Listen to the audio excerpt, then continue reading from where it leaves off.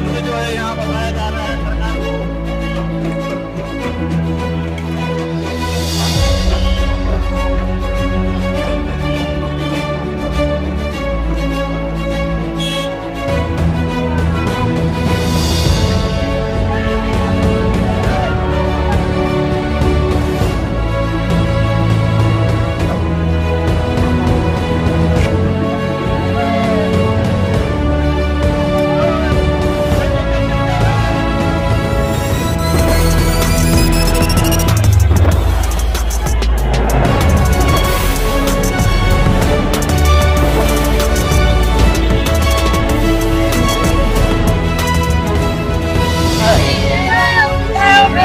कहाँ से आए आप लोग? हम लोग नागपुर से आए।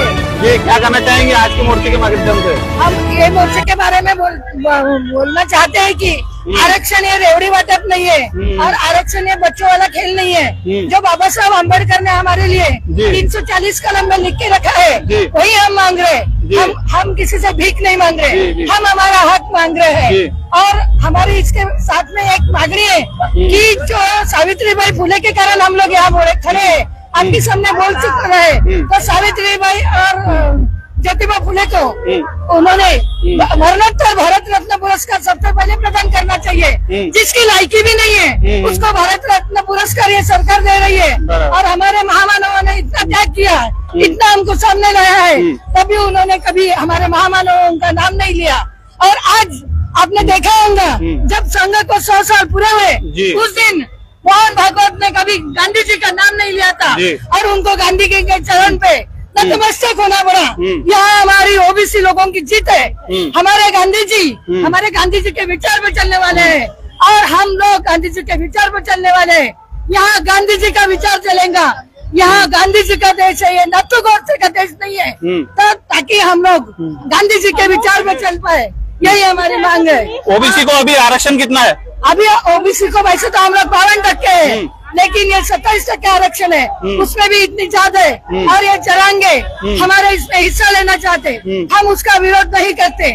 हमने सरकार ने उनको अगर आरक्षण देना है तो उन्होंने आरक्षण का टक्का बढ़ाना चाहिए और आरक्षण का टक्का बढ़ा के चाहे उसको और भी चाहिए 50%। तो आरक्षण कैसे बढ़ेगा? मंडल कमीशन तो 52% की मांग कर रहा था। मंडल कमीशन अगर 52% की मांग कर रहा है तो इन्होंने रात में ही EWS आरक्षण दिया। ये जनता को पूछ के दिया क्या? सरकार जनता से बनती है, सरकार अपने मत से नहीं बनती और जनता ही जनार्दन है इनके लिए। अब ये जनता का त्याग करते हैं तो हम ये सरकार का निषेध व्यक्त करते हैं। तो जाति न्याय जनगणना होनी चाहिए। जाति न्याय जनगणना ये तो हमारा पहला हक है। जब तक जाति न्याय जनगणना होगी नहीं तब तक हमारी संख्या हमको पता नहीं चलेगी। और ये सरकार को ये डर लग रहा है अगर हमारी जाति न्याय जनगणना का जो मामला है वो केंद्र सरकार का है। आप स्टेट गवर्नमेंट के विरोध में आज मोर्चा निकाले हुए हैं। अरे अभी की जो लोक संख्या है, बताइए सबसे पहले अपना। अंजलि गुर्दे है, नागपुर से हूँ मैं। जी। जो अपना ओबीसी समाज का जो आरक्षण है ओबीसी की जो लोक संख्या है उसके अनुसार होना चाहिए, हमारी मांगनी ये है। और जो आपने मराठों का जो आरक्षण दिया है तो वो आपने वो सोच के करना चाहिए था कि मराठा का पकड़ के हमारे इस पे क्यों, हमारे अधिकार पे क्यों, जो कि ओबीसी समाज है ये कष्ट करने वाला देश का पोशिंदा है और उसके आप इतना ये क्यों अन्याय कर रहे हैं। हमारी मांगनी है कि हमारे लोक संख्या के अनुसार हमको आरक्षण दिया जाए। लेकिन हैदराबाद गैजेटर के हिसाब से जो मराठा है वो कहीं ना कहीं ओबीसी में आते हैं, तो इसको कैसा डिफेंड करेंगे आप? कैसे? देखिए अभी ऐसा है कि हैदराबाद गैजेटियर जो है वो बिफोर द इंडिपेंडेंस का है, उसके बाद हमारा संविधान आया है। तो संविधान में जो लिखा हुआ है कि हमको जो कलम जैसे कि आरक्षण के लिए 340 हमें जो मिला है उसके तहत उन्होंने देना चाहिए ना। अभी हम गैजेटियर अगर देखते जाएंगे तो मुझे तो लगता है कि एवरी मराठा जो है वो कुल भी इसमें आ जाएंगे, ओबीसी के आरक्षण में आ जाएंगे ना। तो ये बहुत ही गलत बात है क्योंकि हम तो संविधान मानने वाले लोग हैं ना, इसीलिए तो संविधान आया है ना। लेकिन आज़ादी के 75 साल हो गए।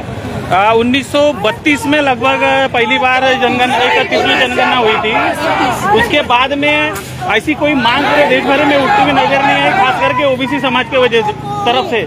हाँ बराबर है, क्योंकि ओबीसी समाज अपने हकों के बारे में, अधिकार के बारे में वो जागरूक है जी। कारण उन्होंने कभी ये मांग नहीं करी। पर अभी जो एक अवेयरनेस आ गया, सभी लोगों में अवेयरनेस आ गया।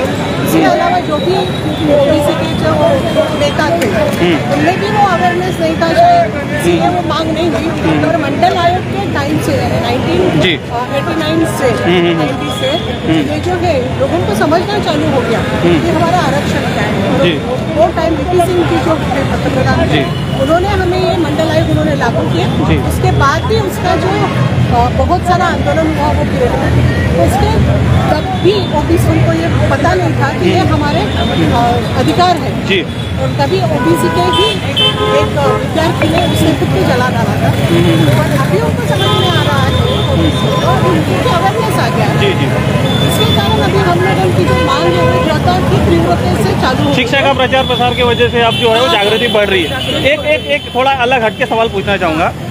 जिस भारत के व्यक्ति ने इस देश में संविधान लागू किया और जिन्होंने इस देश के SC ST OBC को आरक्षण दिया, ऐसे बाबा साहब पर भी कीचड़ उछालने के लिए लोग आगे पीछे नहीं सोच रहे। जैसे कि आप देख रहे हैं कि जो मामला हुआ है ग्वालियर का, वहाँ पर मिश्रा जी बाबा साहब को गाली गलौज कर रहे हैं। उनके खिलाफ में भी OBC बड़े समाज बड़े ताकत से वहाँ उभर रहा है। तो क्या आप लोग जो है इस ताकत में आप शामिल होने वाले हैं? बिल्कुल हमें होना ही चाहिए, 100% होना ही चाहिए। क्योंकि ये है कि डॉक्टर बाबा साहेब आम्बेडकर ने संविधान का एक पर्टिकुलर कम्युनिटी के लिए थोड़ी नहीं बनाया, ये तो हर एक जन के लिए बनाया हुआ है। देश इसके आधार पे चल रहा है ना देश, ना कि रामायण या ना कि महाभारत के हिसाब से चल रहा है। तो इसको संविधान का जो भी कोई अपमान करेगा तो उसको, अगर उसको कोई गाली गलौज कर रहा है तो हम उसके खिलाफ खड़े हैं।